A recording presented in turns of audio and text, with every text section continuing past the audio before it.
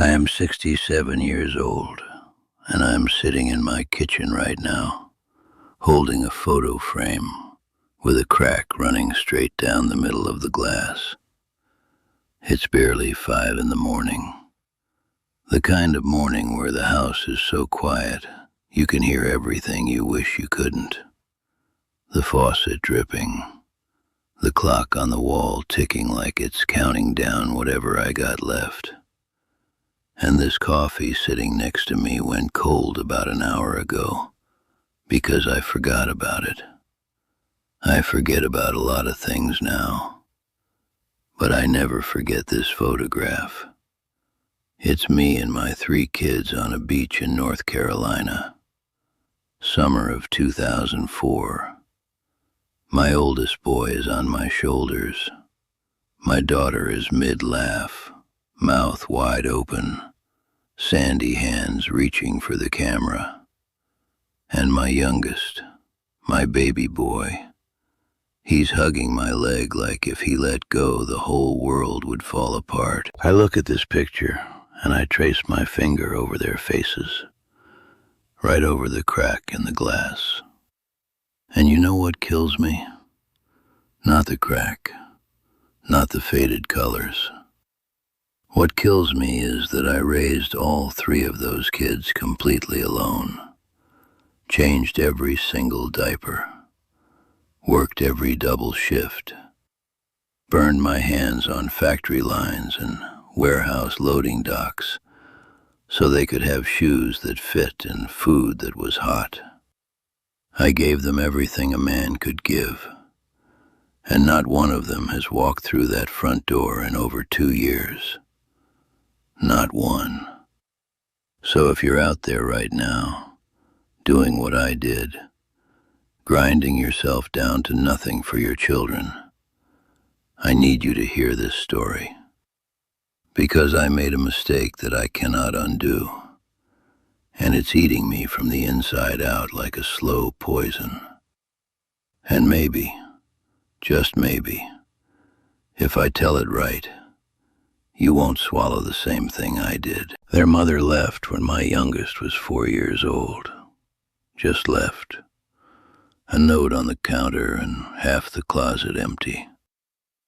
I came home from a night shift, smelling like industrial cleaner and sweat, and the house was different. You could feel it. The air had changed, like something had been ripped out of the walls. I read that note 6 times.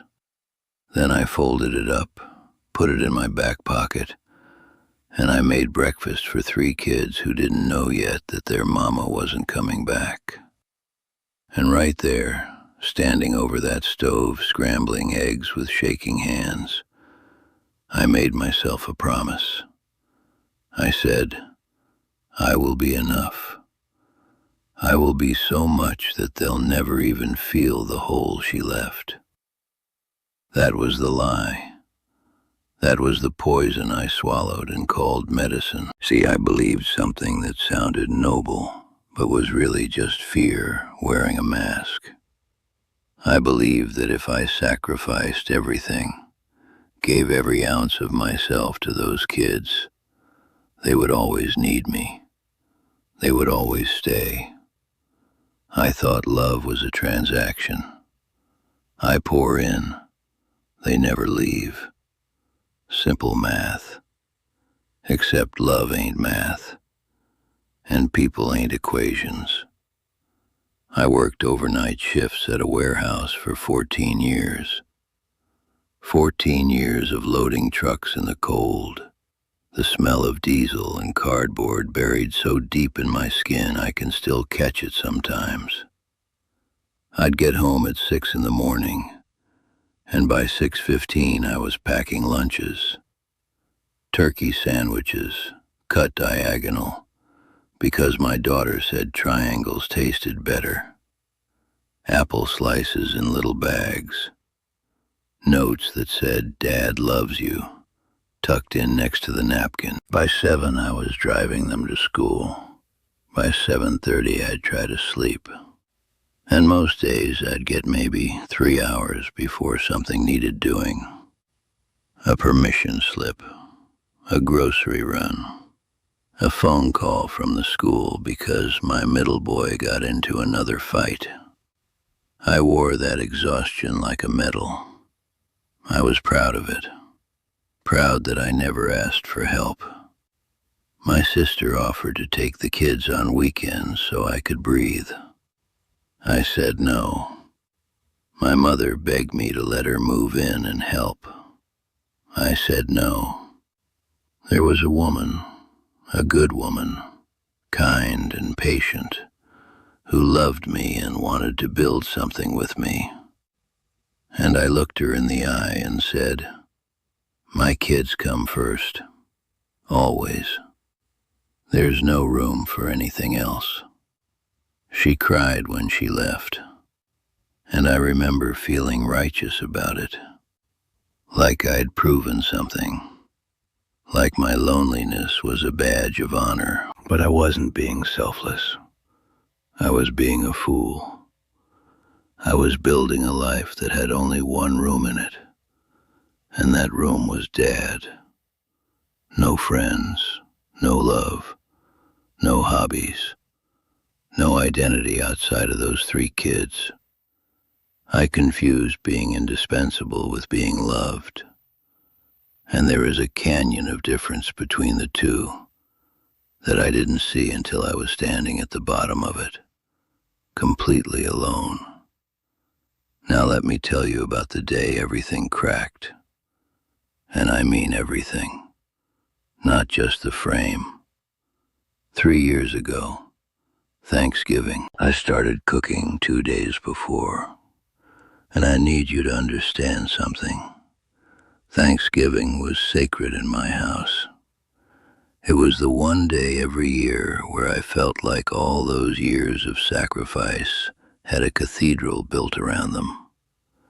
My kitchen became a church. The smell of turkey slow roasting since dawn. The sweet potatoes with brown sugar and marshmallow browning in the oven. And my mother's sweet potato pie.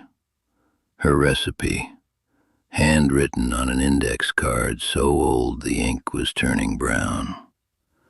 I made that pie every single year because it was the one thing that connected me to her after she passed.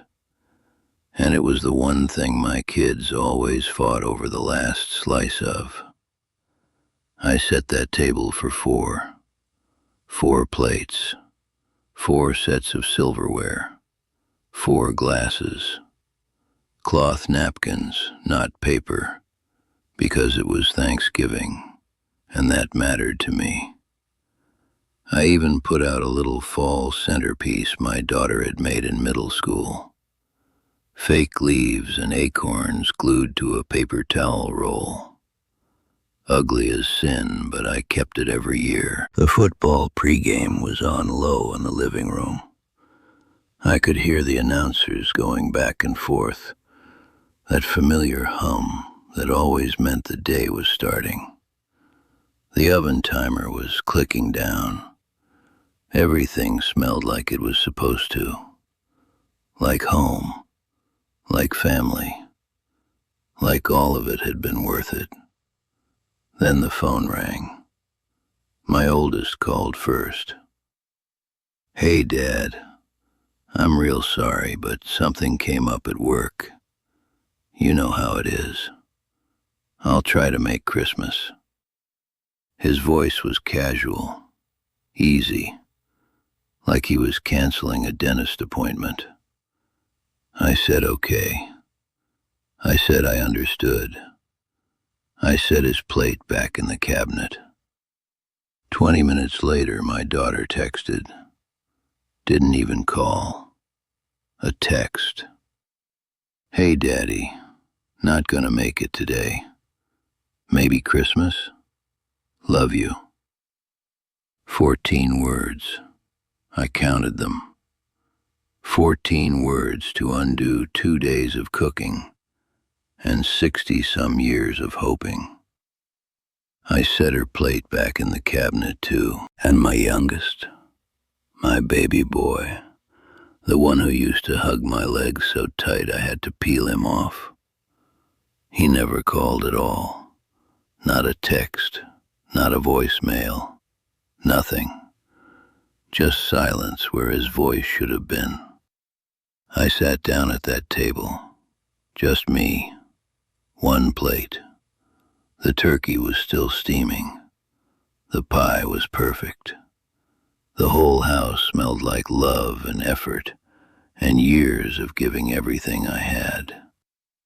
And I sat there. The food went cold and I did not move. I want you to understand what that silence sounded like. It wasn't just quiet. It was loud. It was the loudest thing I've ever heard. Because in that silence I could hear every fork that ever clinked on those plates. Every argument about who got the drumstick. Every time one of them said grace too fast because they wanted to eat already. Every laugh. Every spilled drink. Every, "Dad, this is so good." All of it. Playing in my head like a movie in a theater, where I was the only one left in the audience. I sat there until the gravy went thick and cold, until the candles I'd lit burned down to nothing, until the football game ended and another one started, and I didn't even know who was playing.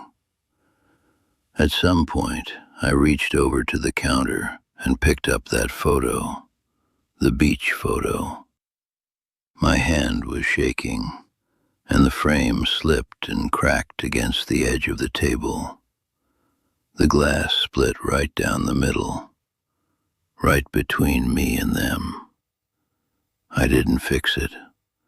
I just held it there with the crack running through my family like a fault line, and I wept. Not the kind of crying you do when you're sad. The kind you do when you finally understand something you spent your whole life refusing to see. They didn't need me anymore. And I had made sure that without them needing me, I had nothing. That frame still sits on my mantle. I see it every single day. I wake up in this house, and the first thing I see is that cracked glass catching the morning light. Those kids, frozen in mid-laugh, sandy and sunburned and so full of joy it almost burns to look at. And I know, every single morning, that those children will never be that young again. That version of them is gone. And that version of me, the strong one, the needed one, the one with a kid on his shoulders and a purpose in his chest, that man is extinct. My days now are mechanical. I make coffee I forget to drink. I watch the morning news, but I can't tell you a single thing they said. I go to the grocery store and I buy food for one, and you'd be amazed how depressing a single chicken breast looks sitting in a shopping cart all by itself. I eat dinner at a table with 3 empty chairs, and I can still see where their elbows wore the finish off the wood. I check my phone more than any 67-year-old man should. I pick it up, I look at the screen, and I set it back down. No missed calls, no messages, just a lock screen photo of those same 3 faces from a decade I can't get back. The house still smells like them somehow. I don't know if that's real, or if my mind is playing tricks on a lonely old man. But I catch it sometimes. My daughter's shampoo. My oldest boy's cologne that he used to put on way too heavy. Smells that hit me in the chest like a fist. There are plants in the window above the kitchen sink. My youngest gave me one for Father's Day years ago. My daughter brought one home from a school project, And my oldest bought me a little cactus as a joke, because he said even I couldn't kill a cactus. Two of them are dead, brown and crispy and past saving, but I still water them. Every morning I stand at that sink and I water dead plants because they gave them to me, and I don't know how to let go of anything that came from their hands. I built no life outside of being their father. No fishing buddies. No guys I grab coffee with. No woman sitting across from me at that table. I am completely and entirely alone, and every bit of it is a prison I built with my own two hands and called a home. So now I'm talking to you. Yeah, you. The one watching this right now. I see you. I know exactly who you are, because I was you. You're the one working yourself to the bone for your kids. You're skipping dinners with friends because there's a school play. You're saying no to every invitation, every relationship, every opportunity to be something other than mom or dad, because you think that's what good parents do. You think sacrifice is the same thing as love. It's not. Listen to me carefully, because I am not going to say this gently. Your children are supposed to leave. That is the whole point. If they grow up and go build their own lives, you did your job. You did it right. That is not the tragedy. The tragedy is when they leave, and there's nobody standing where you used to be. When the door closes and you turn around, and the house is empty, and so are you. That's the tragedy. That's where I live now. Do not make your children your entire identity. You are not just a parent. You are a person. You were a person before they came, and you will be a person after they go. And if you don't build that person, nurture that person, give that person friends and purpose and love, and something to wake up for that doesn't depend on a phone call that may never come, then you will end up exactly where I am, sitting in a dark kitchen, holding a cracked photograph, talking to strangers on the internet, because you've got no one left to talk to. Love your children with everything you've got. Raise them strong. Raise them right. But for God's sake, don't forget to raise yourself too. Build a life that's yours. One that doesn't shatter when they walk out the door. Because they will walk out the door. That's the deal. Just make sure when they do, you're still somebody worth coming home to. I'm going to set this frame down now. And I think for the first time in a long time, I'm going to step outside and feel the sun on my face. Not because it fixes anything, but because I'm still here. And that's got to count for something.